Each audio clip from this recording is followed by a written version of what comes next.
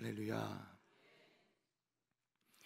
우리 옆에 계신 분들께 이렇게 선포하기를 바랍니다. 하나님이 당신을 사랑하십니다. 우리 다시 한번, 하나님은 당신을 사랑하십니다. 아멘. 우리 다시 한번 이렇게 고백합니다. 하나님은 당신을 향한 놀라운 계획을 가지고 계십니다.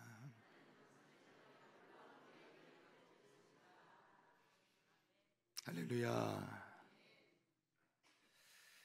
오늘부터 우리 이른바 우리가 이제 제자훈련을 우리 교회에서도 하고 있는데, 제자훈련의 내용들을 조금 더 깊이 들어가면서 말씀을 좀 하나씩 함께 나눠보고자 합니다. 할렐루야. 하나님이 당신을 사랑하십니다. 하나님은 당신을 향한 놀라운 계획을 가지고 계십니다. 여러분, 이런 말을 들으면 어떤 마음이 드십니까? 우리 최근에 제가 경제 기사를 하나 보았는데요, 선진국 진입한 한국이다 이렇게 되어 있습니다. 우리나라 1인당 국내 소득이 GDP라고 하죠. 36,132달러로 32,800불 정도 되는 일본을 작년에 이어서 올해 2024년도에도 앞질렀다고 합니다. 그러니까 2년 연속해서 일본의 1인당 국내 소득보다 우리가 더 높다는 거예요. 대단하지 않습니까? 저는 기사를 보고 깜짝 놀랐습니다. 그러니까 주변에서 이쯤 되면 선진국에 진입했다라고 이렇게 평가를 하고 있다는 겁니다. 대단하죠. 자, 그런데 반면에 또 다른 기사를 보니까요, 한국인 10명 중에 4명만 삶에 만족한다. 24개국 중에 꼴찌다 이렇게 돼 있어요. 또 자살률이 세계 최고다. 국민 행복 지수라고 하죠. 국민이 행복감을 느끼는 이 지수가 전 세계 146개국 중에 항상 중하위권에 머무르는 게 우리나라라는 겁니다. 심지어 자살률은 OECD 국가들 중에 부동의 1위 자리를 지키고 있습니다. 참 불명예스럽죠. 그리고 더군다나 거기에 더해서 최근에 출산율이 0.7명이 되었습니다. 세계 최저 출산율이요. 그야말로 고령화와 인구 절벽의 위기에 직면해 있는 것이 우리 현실이라는 것입니다. 최근에 미국 기업 테슬라라는 기업이 있죠. 유명한 기업이고, 그곳의 CEO인 일론 머스크라는 사람이 있는데요, 이 사람이 한국이 세계에서 가장 빠른 속도로 인구가 붕괴할 나라, 사실은 정확한 말로는 세계에서 가장 빨리 사라질 나라로 우리나라를 지목했다는 것이죠.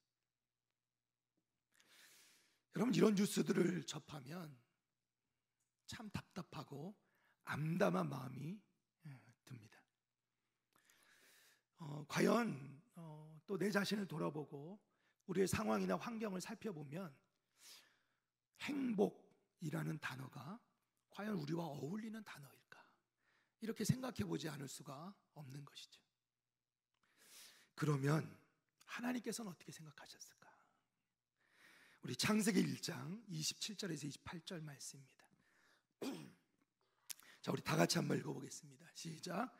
하나님이 자기 형상 곧 하나님의 형상대로 사람을 창조하시되 남자와 여자를 창조하시고 하나님이 그들에게 복을 주시며 하나님이 그들에게 이르시되 생육하고 번성하여 땅에 충만하라. 땅을 정복하라. 바다의 물고기와 하늘의 새와 땅에 움직이는 모든 생물을 다스리라 하시니라. 아멘. 죄송합니다. 제가 목 상태가 별로 안 좋아서 좀 이해해 주시기 바랍니다. 사랑하는 여러분, 태초에 하나님께서 천지를 창조하셨습니다. 믿으십니까? 여러분, 이것을 믿는 것에서 우리의 믿음이 시작되죠. 굉장히 중요한 말입니다. 태초에 하나님이 천지를 창조하셨습니다. 자, 창조하시는데 첫째 날부터 여섯째 날까지 이 세상에 있는 모든 만물을 지으시기 시작합니다. 그리고 마지막 여섯째 날에 하나님께서는 자기의 형상대로 사람을 창조하십니다. 사람을 창조하시되 남자와 여자를 창조하셨죠.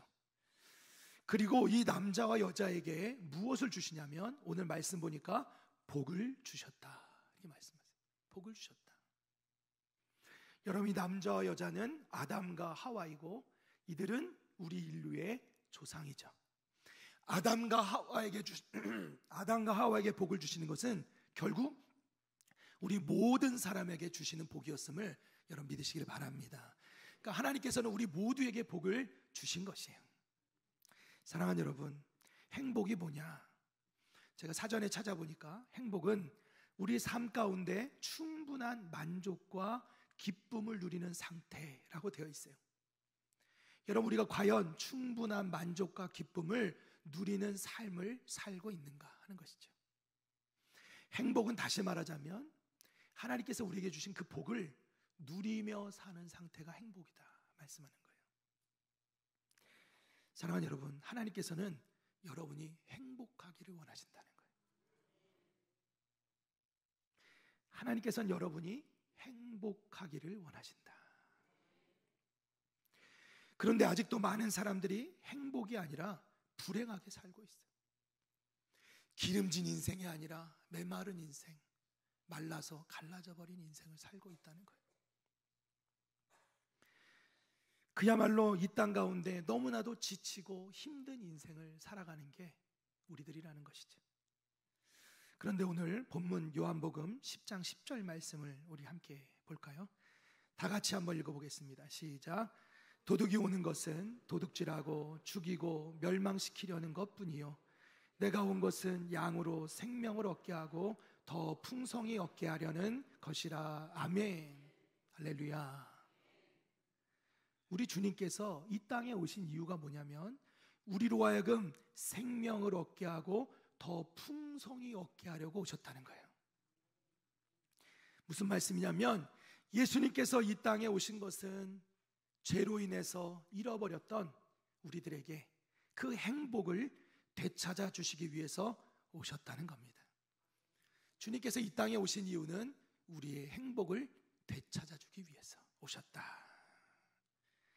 요한복음 14장 6절 말씀 보니까 예수께서 이르시되 내가 곧 길이요 진리요 생명이니 나로 말미암지 않고는 아버지께로 올 자가 없느니라 말씀하죠. 여러분, 예수님께서 이 땅에 오신 이유가 무엇입니까? 예수님이 유일한 길이기 때문에 그래요. 예수님만이 유일한 길이기 때문에. 어떤 길입니까? 하나님이 우리에게 주신 그 태초에 주신 그 행복을 찾아줄 수 있는 유일한 길이 예수 그리스도이기 때문에 예수님을 통해서만 행복의 근원이 되시는 그 하나님 아버지께로 갈 수 있기 때문에 예수님께서 직접 이 땅에 찾아오셨다는 겁니다. 아멘. 예수님만이 유일한 길이 되십니다. 그러면 예수님이 계시는데 우리는 왜 행복을 얻지 못하는가? 그것이 바로 우리에게 행복을 주시기 위해 다가오시는 하나님의 그 사랑, 우리 주님의 그 사랑을 우리가 거부하기 때문에, 우리가 받지 않기 때문입니다. 마태복음 11장 28절입니다. 우리 다 같이 한번 읽어봅니다. 시작. 수고하고 무거운 짐진 자들아 다 내게로 오라. 내가 너희를 쉬게 하리라. 아멘. 할렐루야. 주님께서는 지금도 두 팔 벌려 여러분을 부르고 계시는 거예요. 내게로 오라. 수고하고 무거운 짐진 자들아 다 내게로 오라. 내가 너희를 쉬게 하리라. 내가 너희에게 진정한 쉼을 주리라. 너희는 내 안에서 내가 주는 그 행복을 누려야 한다라고 말씀하고 있다는 겁니다.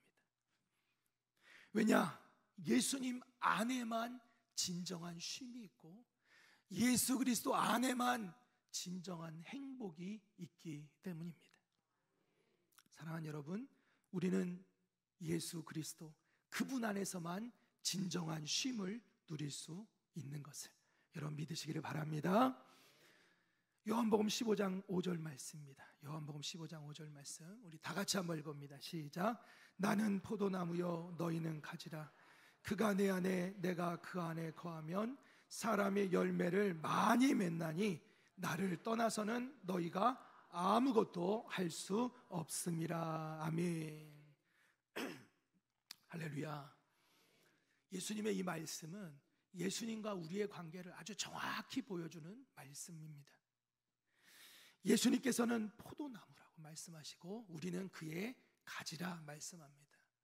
여러분, 포도나무에서 가지가 떨어지면 그 가지에는 당연히 생명이 사라져버리고, 생명이 사라지는 순간 열매도 맺을 수 없게 되는 것이죠. 그래서 주님은 말씀하십니다. 나는 포도나무요 너희는 가지니 너희가 나를 떠나서는 아무것도 할 수 없다. 그야말로 가지가 나무에서 떨어져 버리면 생명도 잃어버리고 열매도 맺을 수 없는 것처럼 우리가 주님을 떠나서는 아무것도 할 수 없다는 것입니다. 뿐만 아니라 하나님께서 우리에게 주시는 그 놀라운 축복도 행복도 누릴 수가 없는 것이죠. 그러니까 우리가 행복을 누리지 못하는 이유는 우리가 예수님께 붙어있지 않기 때문이라는 겁니다. 예수님께서는 너무나도 분명하게 선명하게 우리에게 말씀하시는 거예요. 나를 떠나서는 너희가 아무것도 할 수 없습니다. 이게 진리라는 겁니다. 아멘. 사랑하는 여러분, 우리는 원래 어디 있어야 됐냐면 에덴 동산에 있어야 됐어요. 에덴 동산은 어떤 곳입니까? 하나님이 계시는 곳, 하나님의 축복이 넘치고 하나님과 함께 동행하며 우리가 말할 수 없는 그 행복을 영원히 누릴 수 있는 곳이 에덴 동산이었죠. 그런데 어느 순간 우리는 그 에덴 동산에서 쫓겨나고 말았어요. 하나님 품에서 떠나고 말았다는 겁니다. 어떻게 그렇게 되었을까? 하나님께서는 아담과 하와에게 에덴 동산의 그 모든 축복을 허락하시며 에덴 동산의 모든 나무의 실과는 너희가 다 먹어라. 그러나 딱 하나, 동산 중앙에 있는 선악을 알게 하는 나무의 과실, 그 선악과는 따먹지 말아라. 그것을 따먹는 즉 너는 즉시로 반드시 죽으리라 말씀하신 것이죠. 여러분, 이것이 아담과 하와에게 축복일까요? 저주일까요? 사실 이것은 엄청난 축복입니다. 여러분, 다른 것을 다 누릴 수 있고 동산 중앙에 있는 그 선악을 알게 하는 나무의 과실, 그 선악과라 불리는 그 선악과만 따먹지 말라고 하신 거예요. 이 선악과의 역할은 뭐냐면요, 이 선악과 하나로 우리가 하나님이 하나님 되신과 우리가 하나님의 피조물됨을 깨닫게 하는 거예요. 우린 그 선악을 알게 하는 나무를 보는 순간 항상 뭘 생각하게 되냐면, 아, 하나님이 계시구나, 나는 하나님이 지으신 피조물이구나 라는 것을 깨닫게 된다는 거예요. 여러분, 하나님이 나와 함께 계시고 하나님은 하나님 되시고 내가 하나님의 피조물됨을 기억하는 것은 우리에게 축복이 되는 것을 여러분 믿으시길 바랍니다. 여러분, 하나님이 하나님 되심을 아는 게 중요한 거죠. 우리는 그저 인간임을 아는 것이, 그것이 우리에겐 축복이라는 겁니다. 자, 그런데 어느 날 사단이 뱀의 모습으로 하와를 유혹하기 시작합니다. 창세기 3장 4절에서 6절입니다. 자, 뱀이 여자에게 이르되 너희가 결코 죽지 아니하리라. 너희가 그것을 먹는 날에는 너희 눈이 밝아져 하나님과 같이 되어 선악을 알 줄 하나님이 아심이니라. 여자가 그 나무를 본즉 먹음직도 하고 보암직도 하고 지혜롭게 할 만큼 탐스럽기도 한 나무인지라. 여자가 그 열매를 따먹고 자기와 함께 있는 남편에게도 주매 그도 먹은지라. 아멘. 너무나도 안타까운 사건이 벌어지죠. 하나님께서 뭐라고 말씀하셨어요? 저 선악을 알게 하는 나무의 과실을 먹기만 하면 반드시 어떻게 해요? 죽으리라. 근데 지금 사단은 뭐라고 합니까? 결코 죽지 아니하리라. 그리고 심지어 거기에 더해서 그것을 먹으면 누구같이 돼요? 하나님과 같이 되리라고 말하고 있습니다. 여자가 어떻게 했습니까? 거짓의 아비인 사단의 유혹에 빠져버립니다. 그리고 결국 하나님께서 금지하셨던 그 유일한 열매였던 선악을 알게 하는 나무의 그 열매를 따 먹게 되죠.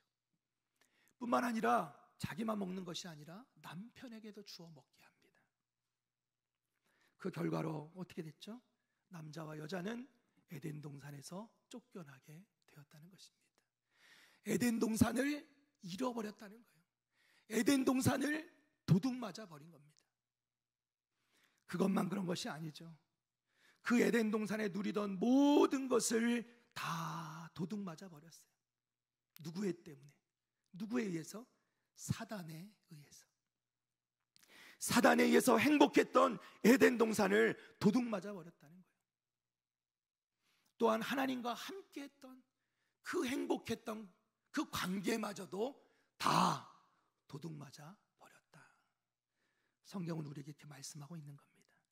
우리 다시 요한복음 10장 10절로 돌아와 볼까요? 우리 다 같이 다시 한번 읽어보겠습니다. 시작. 도둑이 오는 것은 도둑질하고 죽이고 멸망시키려는 것뿐이요 내가 온 것은 양으로 생명을 얻게 하고 더 풍성히 얻게 하려는 것이라. 아멘. 할렐루야. 여러분, 여러분의 행복을 거짓으로 빼앗아가 버린 것은 누구입니까? 여러분의 행복을 빼앗아가 버린 도둑은 누구입니까? 바로 사단이라는 거예요. 도둑이 오는 것은 도둑질하고 죽이고 멸망시키려는 것. 사단이죠. 사단이 하는 것입니다. 여러분, 에덴 동산에서 쫓겨난 이후로 이 아담과 하와에게 어떤 일이 일어납니까? 더 이상 땅이, 이전에는 가만두어도 에덴 동산에서 이들이 먹을 것을 풍성하게 제공했던 그 땅이 이제는 이들에게 고통이 되고 수고가 되었다는 거예요. 더 이상 그들에게 축복의 땅이 아니었습니다.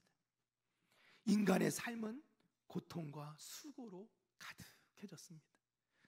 더 이상 행복한 인생이 아니에요. 하나님이 아담과 하와를 찾습니다. 어디 있느냐? 아담아, 어디 있느냐? 아담은 두려워서 숨었습니다. 그전에는 하나님의 음성이 들리면 기뻐 뛰어나가 하나님과 함께 교제하고 함께 기뻐했던 그 인생이었는데 사단에게 그 행복을 도둑맞아 버리고 이제 두려움에 떠는 인생이 되고 말았다는 것입니다. 이것뿐이 아닙니다. 또 도둑맞은 것이 있습니다. 창세기 3장 12절입니다. 아담이 이르되 하나님이 주셔서 나와 함께 있게 하신 여자 그가 그 나무 열매를 내게 주므로 내가 먹었나이다. 여러분, 지금 아담이 무엇을 하고 있습니까? 아담이 자신이 저지른 그 죄에 대해서 잘못을 뉘우치고 회개하는 것이 아니라 핑계를 대고 있습니다. 특별히 누구를 원망합니까? 아내를 원망합니다. 여자를 원망합니다. 하와가 물론 아담에게 열매를 주어 먹게 한 것은 사실입니다. 그러나 그것 때문에 어떻게 해요? 관계가 깨어지고 있어요. 부부간의 관계가 깨어지고 있는 겁니다. 누구 때문입니까? 사단 때문이라는 거예요. 여러분이 아담과 하와가 원래 어떤 관계인지 아십니까? 창세기 2장 23절에서 25절입니다. 자, 보십시오. 아담이 이르되 이는 내 뼈 중에 뼈요 살 중에 살이라. 이것을 남자에게서 취하였은즉 여자라 부르리라 하니라. 여러분, 그냥 이 하와를 맨 처음 본 순간 씨가 절로 나왔다는 거예요. 얼마나 멋진 말입니까? 내 뼈 중에 뼈요 살 중에 살이라. 그리고 24절에 이러므로 남자가 부모를 떠나 그의 아내와 합하여 둘이 한 몸을 이룰지로다. 아담과 그의 아내 두 사람이 벌거벗었으나 부끄러워하지 아니하니라. 이것이 원래 부부의 모습이었습니다.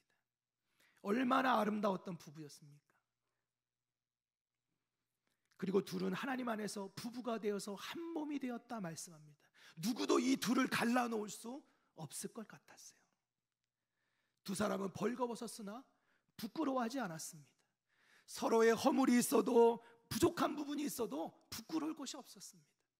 그들은 그야말로 행복했습니다. 그런데 이 아름다운 부부관계를 누가? 사단이 깨뜨려 버렸다는 것입니다. 2024년도 현재 우리나라 이혼율이 OECD 국가 중에 9위라고 얘기합니다. 9위. 그런데 아시아 나라 중에서는 1위입니다. 우리나라 이 이혼율이 어떤 분의 얘기를 들어오면 거의 50%에 육박한다라고 얘기할 정도입니다.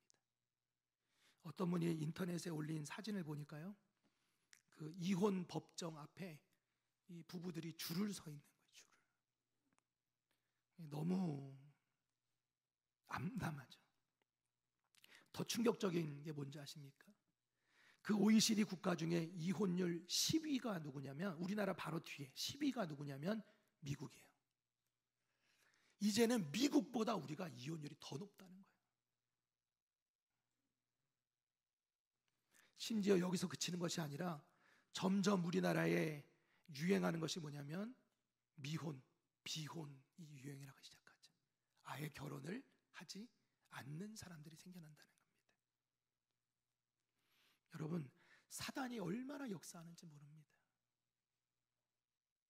사단은 건강한 부부관계를 깨뜨려버리고, 사단은 심지어 그 가정을 이루는 것도 방해하고 있는, 이게 지금 사단이 우리를 회방하는 현실이라는 것이죠. 부부관계만이 아닙니다. 우리 창세기 4장 8절입니다. 가인이 그의 아우 아벨에게 말하고 그들이 들에 있을 때에 가인이 그의 아우 아벨을 쳐 죽이니라. 아담과 하와에게서 난 아들 가인과 아벨이 있었는데, 그 형제간에 이 가인, 형인 가인이 동생 아벨을 쳐서 죽였다는 겁니다. 살인이 일어난 거예요. 형제관계가 깨어진 것입니다. 여러분, 사랑하는 동생 아벨을 이 형으로 하여금 죽이게 한 것은 누굴까요? 가인이 죽였을까요? 자, 요한일서 3장 12절 말씀을 봅니다. 다 같이 읽어봅니다. 시작. 가인같이 하지 말라. 그는 악한 자에게 속하여 그 아우를 죽였으니 어떤 이유로 죽였느냐? 자기의 행위는 악하고 그의 아우의 행위는 의로움이라. 아멘. 자, 여기 보시면 가인같이 하지 말라. 그는 누구에게 속하여? 악한 자에게 속하여. 여기 악한 자는 누굴까요? 사단이란 말이죠. 결국 가인이 아벨을 죽인 것도 누구 때문이에요? 사단 때문이었어요. 사단이 그에게 들어가서 동생 아벨을 죽게 했다는 것입니다. 여러분, 인간은 사단에게 빠져서 자신이 누구인지도 모르고 자신이 무슨 일을 하는지도 모르고 이렇게 죄를 저지른다는 겁니다. 여러분, 문제는 뭡니까? 그 죄의 결과가 뭐냐는 거예요. 로마서 6장 23절입니다. 죄의 삭은 사망이라. 여러분, 죄의 결과는 죽음이라는 거예요. 근데 여기서 끝나지 않습니다. 히브리서 9장 27절입니다. 우리 다 같이 한번 읽어봅니다. 시작. 한 번 죽는 것은 사람에게 정해진 것이요 그 후에는 심판이 있으리니. 아멘. 여러분, 세상에 죄가 없는 사람은 아무도 없습니다. 그리고 그 죄의 결과는 죽음이라 말씀하셨고요. 그런데 거기서 끝나는 게 아니라 그 죽음 이후에 또 심판이 있을 것이라고 말씀하는 거예요.